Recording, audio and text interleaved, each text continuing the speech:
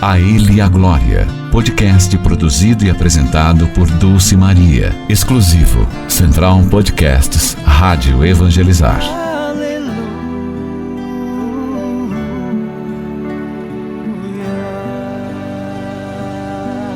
Olá, meu querido irmão, minha querida irmã. Estamos iniciando mais um podcast, A Ele a Glória. Isso mesmo, porque tudo que temos e tudo que somos é para Deus, é para Jesus. Estamos aqui é por causa dele. Obrigado por você estar aqui já nos acompanhando nesse podcast. E hoje nós temos um convidado muito mais do que especial. Mas eu quero que ele se apresente, que ele fale o nome completo dele, a congregação dele, enfim. E eu quero dizer aqui, porque ele também é meu amigo, né? O Frei Jean também é meu amigo. A paz de Jesus e o amor de Maria, Frei. A paz, Dulce, que alegria poder estar aqui com você e com todos que nos acompanham nesse podcast, A Ele a Glória, né? Toda a glória devida ao nosso Senhor.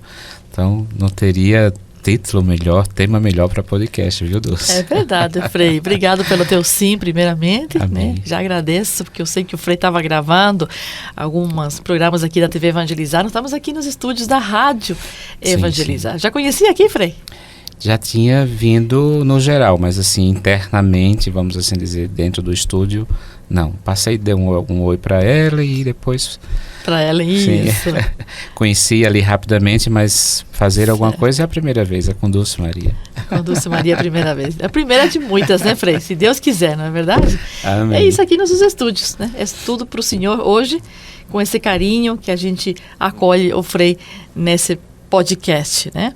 Que está sendo um instrumento muito forte nas mãos de Deus, que Deus nos confiou.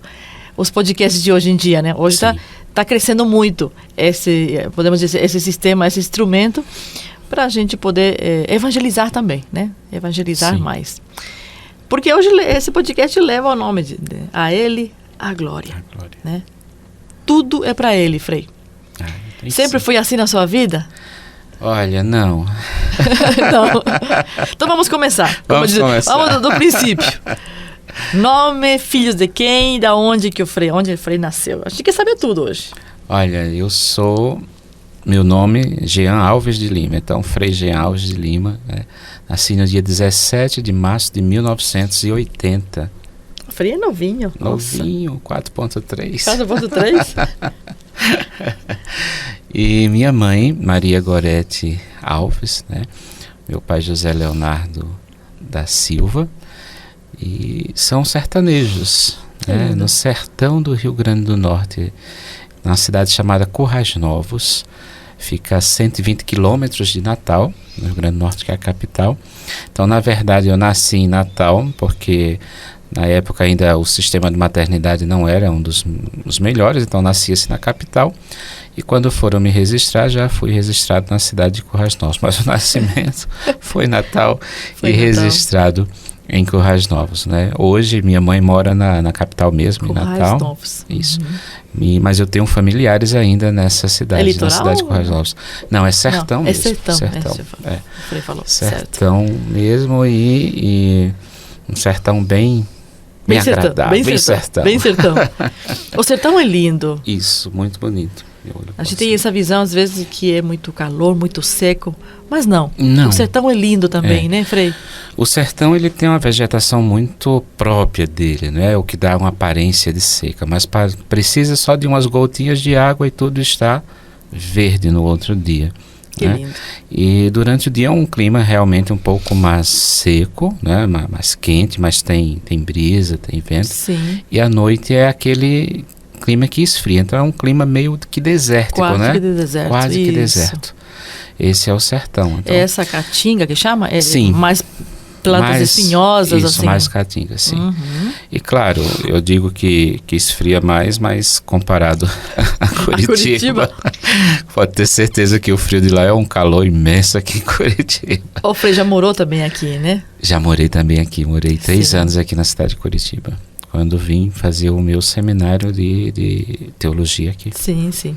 Mas Tá, saindo de Natal, né? Saindo de Currais Novos. Como foi esse caminho? Vamos fazer um caminho curtinho, pouco resumido assim, mas para a gente conhecer um pouco mais o Frei Jean. Veja só, eu sou de família católica, né? Mas tive a graça de ter 2 pais e 2 mães.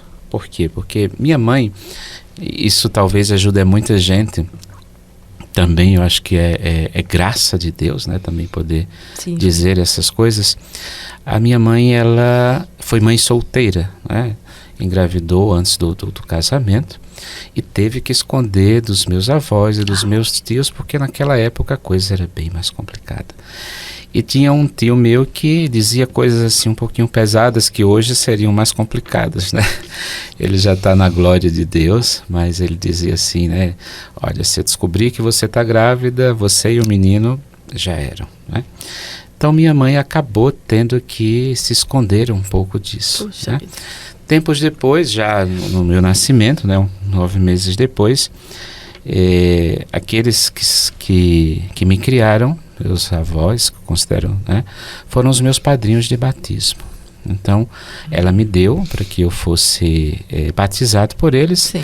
E depois, claro, isso é algo que a igreja até coloca, né, que os padrinhos de batismo, além de serem os primeiros responsáveis na fé, na falta dos pais, eles também podem subsidiar. E nesse caso, os meus padrinhos de batismo foram aqueles que ficaram cuidando de mim enquanto minha mãe trabalhava. Nunca esconderam nada, então eu sempre tive essa proximidade e também sempre trabalhei essa questão do perdão. Eu dizia para ela, graças a Deus, ainda quando adolescente, Deus já me deu essa graça.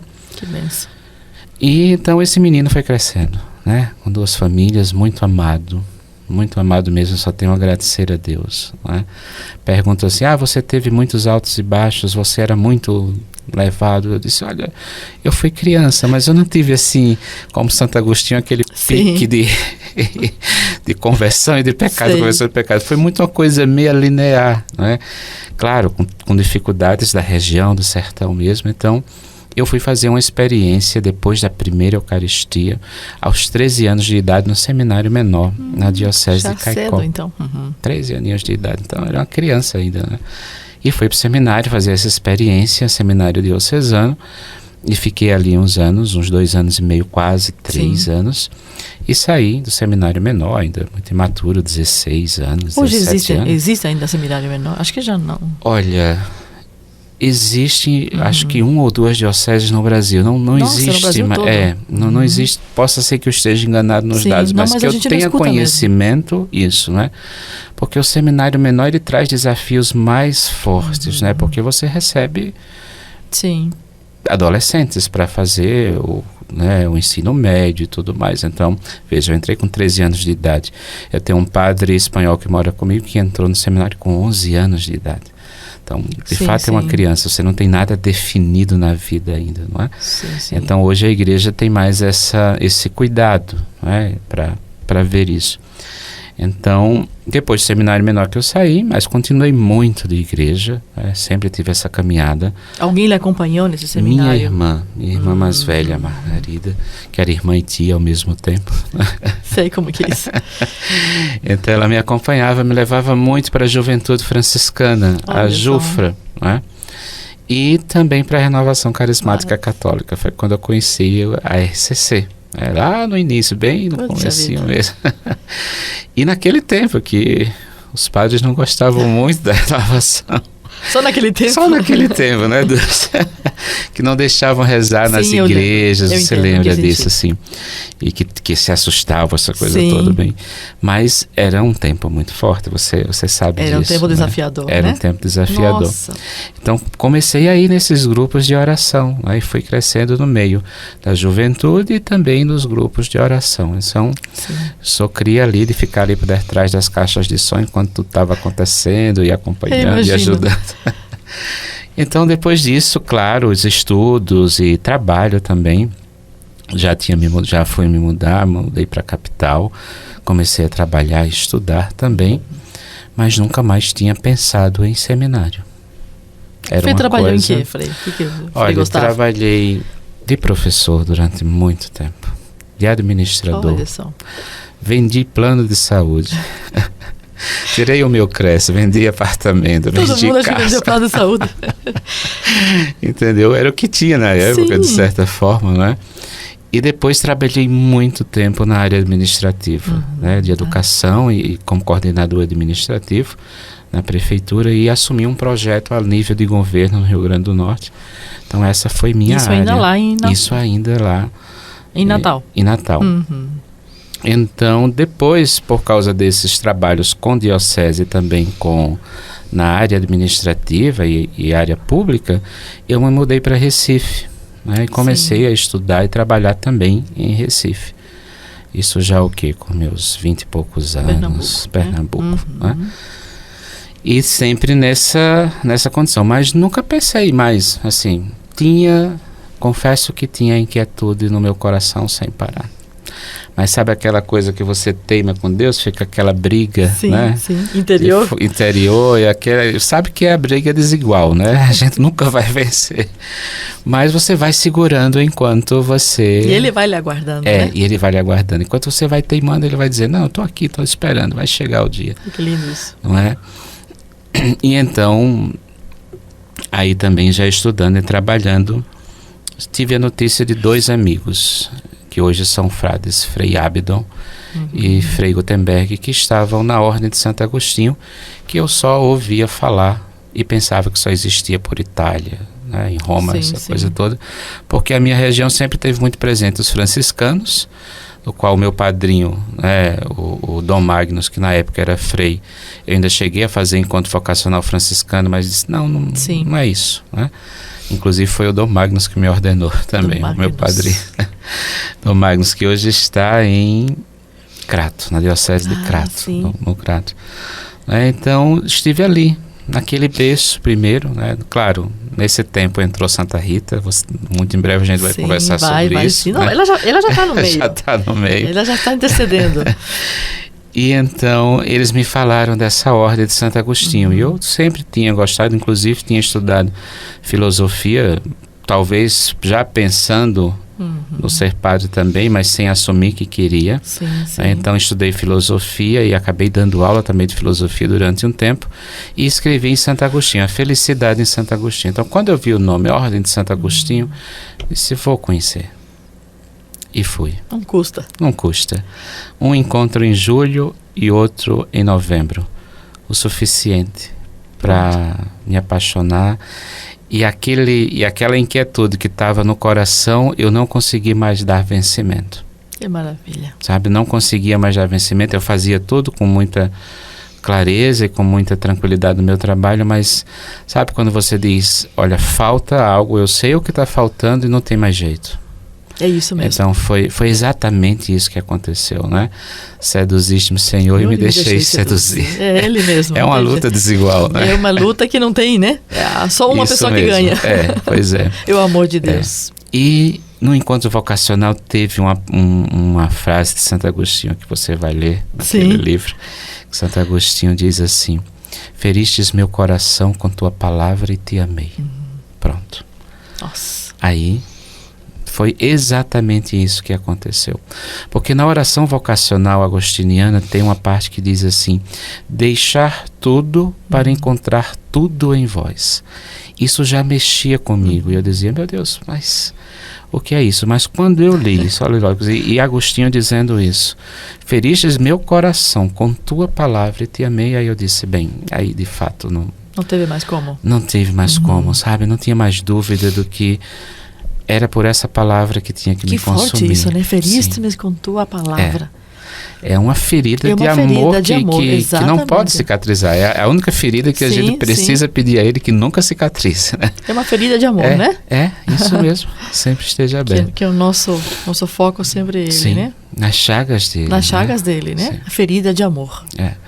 Então, essa palavra de Santo Agostinho, assim, tomou a minha alma de uma forma, assim, deu uma claridade, uma luminosidade na alma que eu disse, não, de fato, eu não tenho mais o que pensar. O Frei se sentiu ferido por essa ferida de amor. É tudo redundante aqui. Aqui é tudo redundante, gente. Então essa foi mais ou menos minha história. Então entro na ordem, venho morar em Curitiba, foi quando tive a graça de morar em Curitiba, de conhecer o Gabaon. Quando eu entro no meu primeiro ano de seminário, estava naquela crise, meu Deus do céu, será que tomei a escolha certa? Mesmo com essa palavra que estava me ferindo, mas ficava com certeza aquela incerteza da liberdade, da falsa liberdade que a gente tem de estar fora e poder tudo, e não é isso, né? E no Gabaon Deus me confirmava isso, é de fato isso, é isso que eu quero para a tua vida, é isso, fazer a minha vontade, né? É isso que você vai ter por toda a vida. E então começou a minha história aqui em Curitiba, depois fui para o noviciado, 1 ano em Lima, no Peru. Isso foi há quanto tempo mais ou menos esse? Há 10 anos atrás. 10 anos atrás. 10 anos atrás, eu acho que o Gabaon que eu participei foi 2013 ou 2014, por aí. Né? E ainda era na PUC, é isso? Foi na PUC, depois tivemos em Santa Felicidade, naquele rincão de Santa Felicidade também. Sim, mas nessa época foi na PUC. Foi na PUC. Foi onde tínhamos lugar, nós estávamos fazendo no Gabaon. Não fazíamos na garagem porque não cabia na garagem. Isso. E depois, então, de Curitiba, eu fui para 1 ano de noviciado, aquele ano mais intenso, né? Um ano que você vive para conhecer a espiritualidade agostiniana e beber dessa espiritualidade. Então, é um tempo realmente de oração, seu e Deus. É um retiro de 1 ano. Sim. Sem redes sociais, sem celular, sem contato com a família, 1 vez por semana. Quando eu escutei tudo isso, eu dizia, isso é impossível, nós não vamos conseguir, não vou aguentar. Não vou aguentar. Na era da tecnologia, você sem celular, já pensou? Dulce, foi o tempo mais feliz da minha vida. Eu imagino. Em 2 meses eu já nem lembrava que esse negócio existia. E não sentia falta também. E não sentia falta. Você se envolvia naquilo, você realmente vivia. Então, a gente vê a sabedoria da igreja, né? O quanto Deus realmente ele deposita a sabedoria na igreja para esses tempos fortes, para alimentar exatamente, né? É lindo isso, Frei. O Espírito para servir melhor, porque é você e Deus. É aquela briga mesmo, sabe? Do anjo que tem que ferir. É um pai, é uma mãe, e tudo que você precisa é a igreja. É como dizendo assim, filho, é necessário que você passe por isso. Vai me agradecer isso depois. E Dulce, nesse tempo, tudo se potencializa. Se você tem uma crise de fé, é a crise de fé, é a noite escura. Imagina, e se você tem uma experiência de fé, é a experiência de fé. Então, porque tudo está potencializado, é você e ele ali. Não tem pra onde. E o Frei fala isso com os olhos brilhando, né? Dá pra ver que de fato era seu chamado, era isso mesmo. É isso que eu quero, senhor. É isso que eu o Frei disse depois daquele 1 ano. Sim, é isso. Sobrevivi. Porque acaba a pessoa. Muitos saíram, Frei? Muitos saíram. Muitos saíram. Esse dado é muito interessante. Na minha turma, nós entramos em 14. Terminamos eu e mais 1. Vê só. Nossa, a gente tinha falado. Ficamos 10. Mas é muito alto, assim. Sim. Vai acontecendo mesmo e vai peneirando e vai acontecendo. Claro, alguns tinham vocação, eu digo isso, tinham vocação. Sim. Mas em algum momento talvez desacreditou, deixou a oração. Sim. E a vocação está lá. Hoje eu conheço alguns que sofrem porque não continuaram com a vocação. E hoje sabe que essa vocação era deles. E não podem mais voltar pela situação que hoje vivem na vida. Essa parte é mais triste, né? É a mais triste. Porque também é saudável dizer não quero. É a nossa humanidade, É a nossa humanidade, sim. Mas difícil seria aquilo se fosse de fato a nossa vocação e eu deixei passar, né? Aquele Jesus que passou e deixei passar. E aí o ser humano acaba como que não se encontrando mais no seu dia a dia. Dói né? muito, aquela coisa que falta, né? Aquele vazio que só ele pode preencher. E não consegue mais, porque na situação que alguns estão já não dá. Certo. Casados, pais de filhos, né? E a gente pede a Deus para que na vocação hoje que estão, encontrem a felicidade. Né? E Rita, como que entra aí? A nossa santinha. Rita, eu nasci na cidade vizinha ao Santuário de Santa Rita. Corrais Novos, vizinho a Santa Cruz. E depois que eu voltei do seminário com 16 anos, eu fui exatamente para Santa Cruz. Sim. Para a paróquia de Santa Rita. Conhecia Santa Rita, mas era aquela relação fria, podemos dizer. Né? É uma santa. E o meu amigo, o padre Humberto, foi assumir aquela paróquia e sabia que eu gostava muito de trabalhar pastoral e me convidou.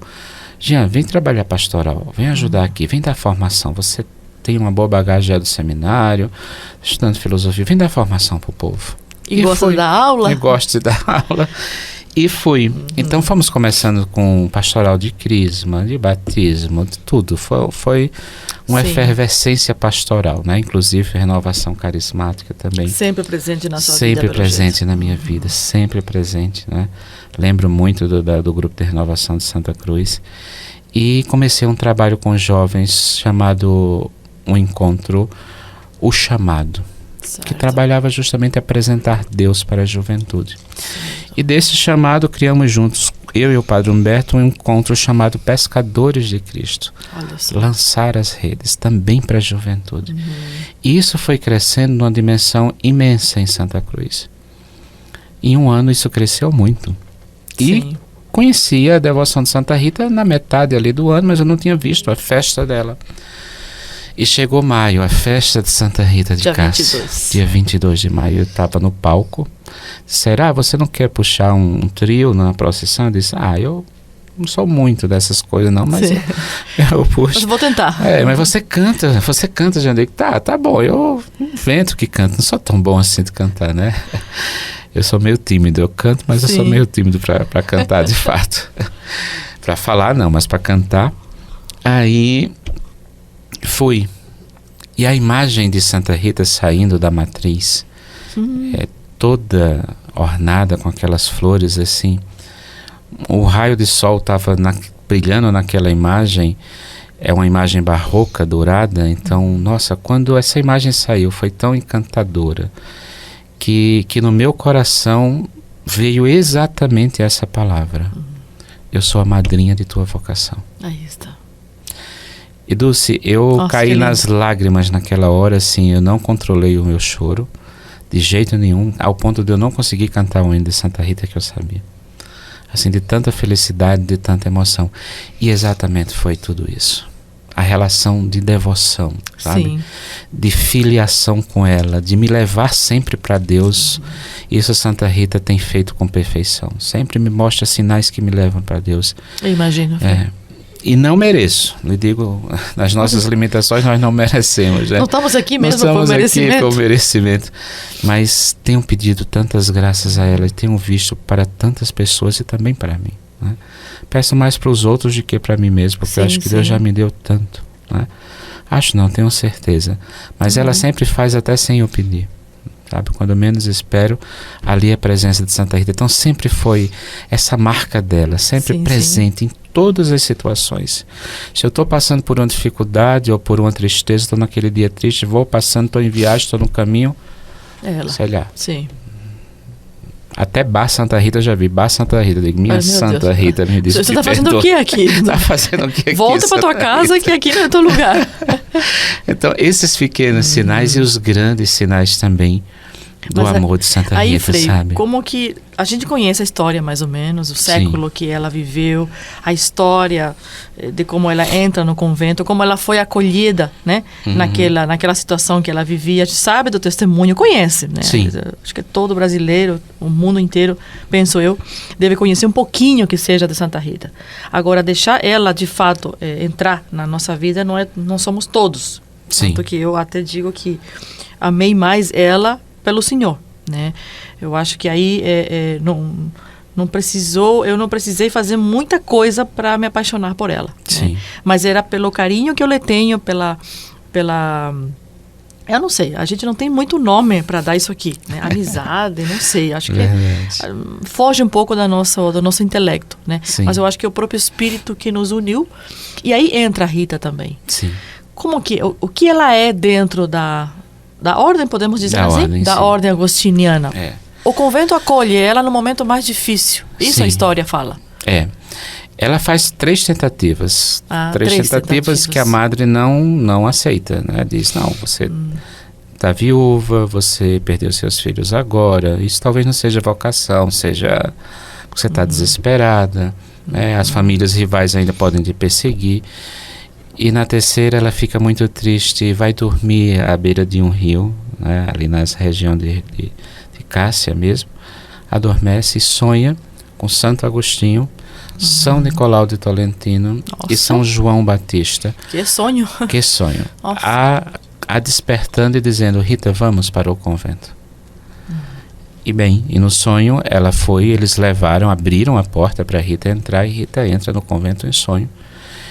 E Rita acorda pela manhã dormindo ao lado de uma fonte no convento. Todas as portas fechadas, só a madre tinha a chave. E as irmãs despertam exatamente com essa surpresa de Rita ali.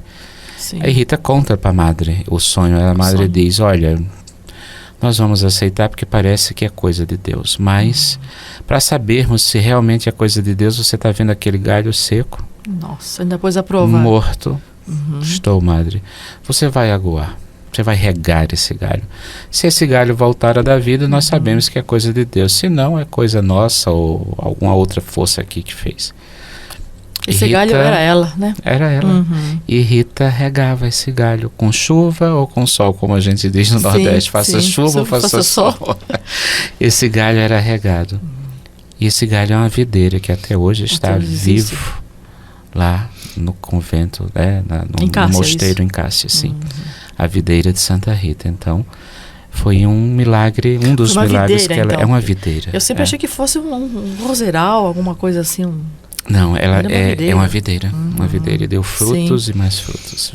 Nossa, que lindo isso. A partir daí, a congregação acolheu. Ela chega a ser uma monja, uma freira? Sim, 36 a 40 anos como monja agostiniana. Sim. Como monja agostiniana. E morre no nosso mosteiro e seu corpo está lá incorrupto até hoje, nesse mesmo mosteiro em Cássia. Hoje o nosso frade da nossa província está lá, o Frei Bruno, não é? Tem essa graça de morar ali juntinho de Santa Rita, mas ela enfrentou ainda muitas dificuldades, porque Santa Rita, quando pede o estigma de Cristo, né, um espinho da sua coroa, da paixão, aquela pulsão na fronte, aquilo fedia muito, é que ela teve que ser reclusa das irmãs, porque as irmãs não suportavam. E também excluída. Você sabe que sinais de santidade nem sempre são bem acolhidos, Dulce. Sim. Né? Sempre são bem rejeitados e muitas vezes dentro do próprio convívio. Então Rita também passou por isso, da inveja, não é? Do não crédito. Não, isso não é de Deus, isso é outra coisa, isso é uma doença só, então por diante. Não é? Então, mas Rita passou por tudo isso. Mas ia ter um evento em que o Papa vinha e Rita queria participar. Pediu à madre, e a madre disse: não, Rita, é impossível você ir para o meio do povo com essa ferida que ninguém suporta. Ela pediu a Jesus para ir. Jesus a curou. Ela foi, participou, veio pelo caminho animando as irmãs. Ao entrar novamente no convento, a ferida voltou. E ao morrer, dessa ferida que exalava um odor fértil, exalou perfume de rosas. De rosa. Aí vem as rosas. Aí vem as rosas também. E muita gente diz que ainda hoje, junto ao corpo, por mais que tenha rosas, mas é um perfume que ninguém consegue entender. Não é?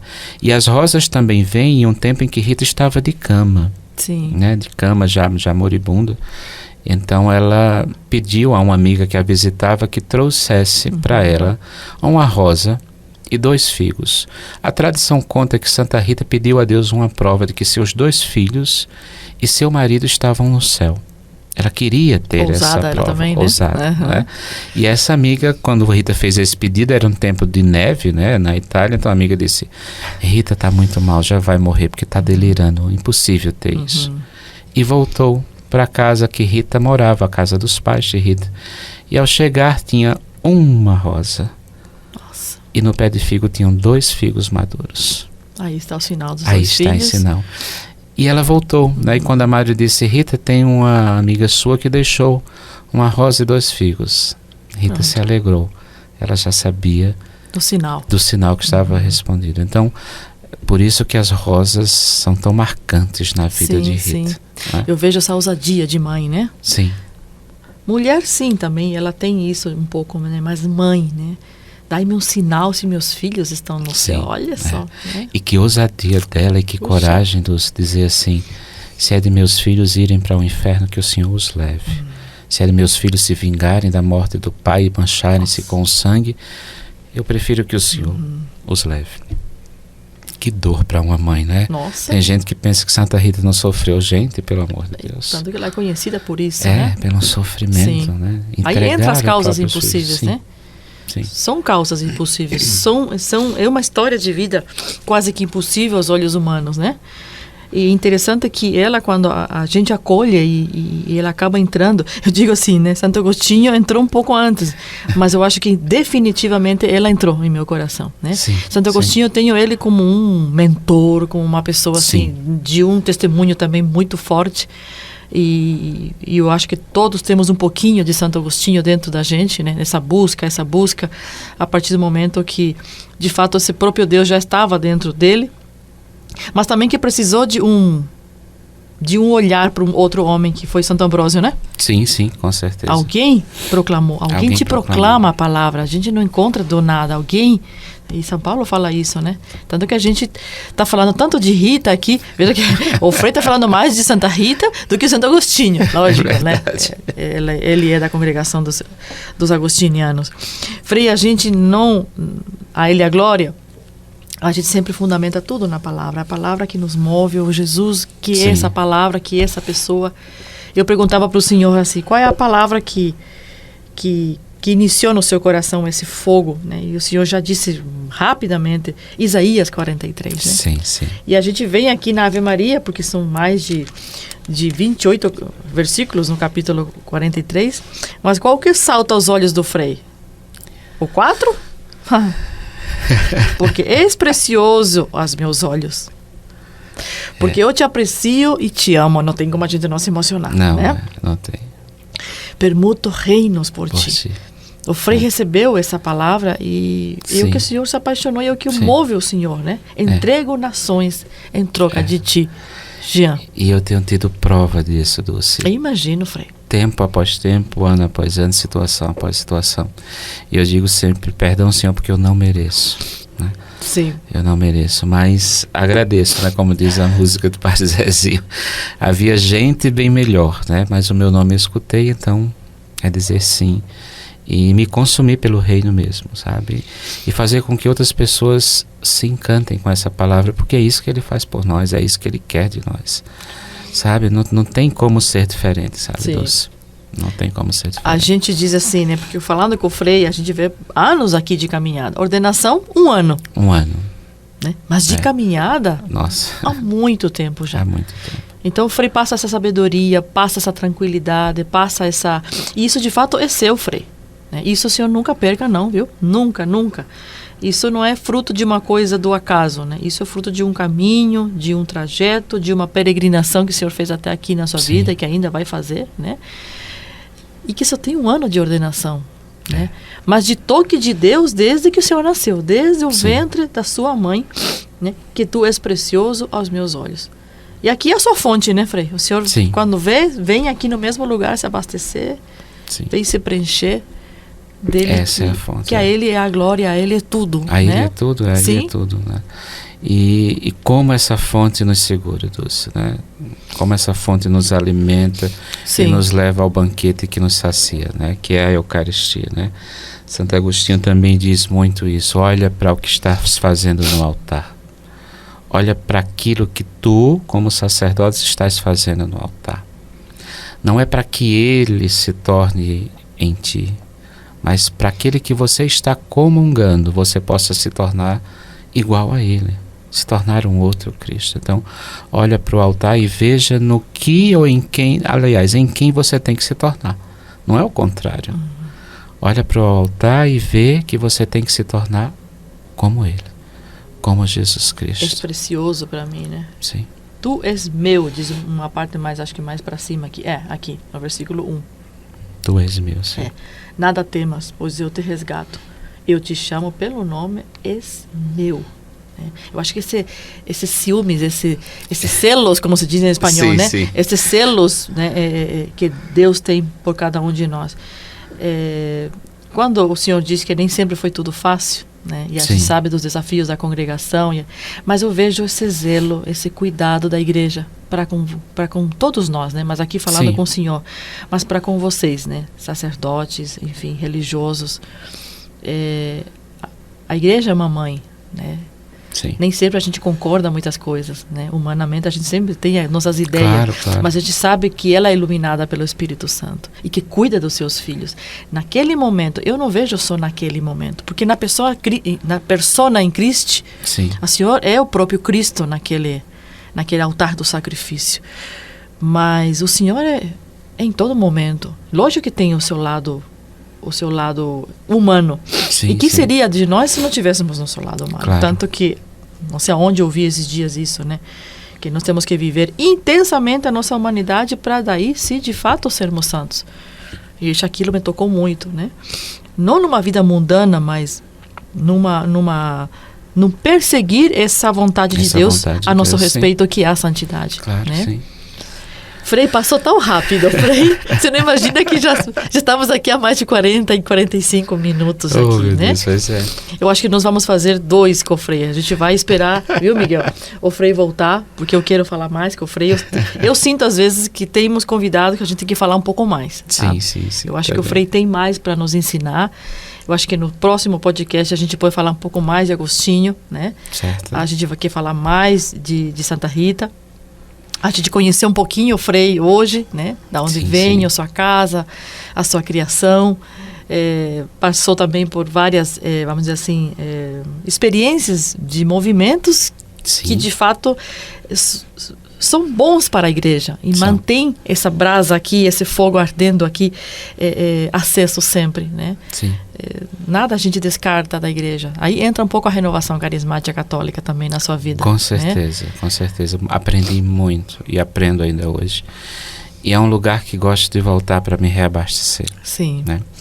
E digo sem medo, Dulce, se todos os padres descobrissem a força que o Espírito move dentro dos grupos de renovação sérios, que rezam, estariam reabastecidos. E fico muito triste quando vejo seminaristas que passaram a vida toda ali no grupo sendo reabastecidos, depois de ordenados somem. Voltem, porque a igreja precisa, chegará um novo tempo, chegará um novo Pentecostes e vai precisar de nós. Pode ter certeza disso. E precisamos ser esses difusores, esses apóstolos do batismo no Espírito Santo. Toda espiritualidade, eu costumo dizer, é válida, sim. Com certeza. Se alimenta, sim. Mas se você tem essa espiritualidade, né, do espírito, de renovados, de renovação, não tenha vergonha, não. Volte, né? Volte, sim. Isso só vai ajudar no ministério a levar tantas outras boas espiritualidades para a sua paróquia, para a sua comunidade, para a vida das pessoas. Essas são palavras do Frei Jean. E a renovação está ao serviço da igreja, como toda congregação, como todo movimento pastoral. Ela está apenas a serviço da igreja. Ela não é por si nada autossuficiente, né? Não. Tanto que ela não tem um fundador, né? A gente não tem um fundador. Onde começou? Foi o Espírito Santo que moveu o coração de alguns estudantes, né? Aí iniciou tudo. E o que move e continua movendo pais e família, homens e mulheres, religiosos, é isso. A renovação está para servir apenas a igreja. Dar esse suporte, né? E mostrar que os carismas existem, mostrar que, de fato, pode ser orado de uma forma diferente, né? Pode ser, sim, externalizado a sua fé de uma forma diferente. É só isso, nada mais do que isso, né? Ela não é dona do Espírito Santo. Acho que o Espírito Santo nos possui e nós também, enfim, é uma troca de amores. Frei Jean, mas, olha, sem palavras mesmo. Eu sabia que já ia ser bom, que ia ser legal, mas o podcast A Ele a Glória quer mais o Frei Jean. Tá bom. Quando vier para Curitiba, que eu sei que vai vir, porque o Frei vem gravar, né? Qual é o seu programa na TV Evangelizar, Frei? Essa temporada, estamos encerrando a temporada, né, de gravação, vamos ter outras coisas para fazer, mas o nosso programa é com Santa Rita, clamamos pelo impossível. Eu estou procurando aqui. É um programa devocional, é a Santa Rita, mas também com a parte da palavra, de também um pouquinho de levar a palavra com mais leveza ao coração das pessoas. Com fé venceremos também, o senhor grava, isso? Com fé venceremos também. E quando apareço, tudo que vem a gente grava. Exatamente. Na noite de louvor também Na noite de louvor, sim. Também está sim. sempre aí rezando. É uma alegria, sabe? A TV Evangelizar é uma missão realmente bonita e enquanto a gente puder colaborar, vamos estar colaborando. E a tanto TV, com a participação e a TV como lhe com a ama, oração. viu? Sim. A TV lhe ama, com certeza. Não tenha Amém. nunca dúvida disso. Sim, O sim. senhor é sempre bem-vindo aqui na Rádio Evangelizar também. Alegria. Obrigado por ter aceitado esse podcast, esse bate-papo tão gostoso, Muito tão bom. legal, né? Muito Estivemos bom. em missão ontem, né? Foi muito bom. Na paróquia Nossa Senhora da Cabeça, aqui mesmo no SIC em Curitiba, foi uma bênção estar com aquele povo maravilhoso, estar com o seu povo da sua congregação, Sim, sim. né? Que tanto acrescenta para a igreja, que tanto acrescenta para mim, Dulce, né? Mas também para toda a igreja. Né? Com certeza. Oremos pelos religiosos, oremos por essa congregação, né? Que tão bem faz a igreja. Né? Oremos pelo Frei Jean, mas por todos os agostinianos aí espalhados pelo... Hoje estão quantos no mundo, mais ou menos, sabe, Frei? Assim, tem uma ideia? São Uns 20 e tantos mil. 20 e tantos mil. É. É uma ordem... É uma ordem grande, 800 Ordem grande. anos de existência. Então nos dê a bênção, porque quando tem um padre aqui, um sacerdote, um religioso ordenado, a gente quer a bênção. Amém. O Senhor esteja convosco. Ele está no meio de nós. Pela intercessão de Santa Rita, Santo Agostinho e Santa Mônica, desça sobre vós a bênção do Deus Todo-Poderoso. Pai, Filho e Espírito Santo. Amém. Amém. Você pode ir lá no Spotify da Rádio Evangelizar, né? Você pode assistir esse lindo bate-papo com o Frei Jean e outros também que estão lá salvos na Rádio Evangelizar no Spotify dessa Central Podcast. Até o próximo podcast. A Ele e a Glória com Dulce Maria. Você ouviu A Ele e a Glória, podcast produzido e apresentado por Dulce Maria. Conteúdo exclusivo Central Evangelizar de Podcasts.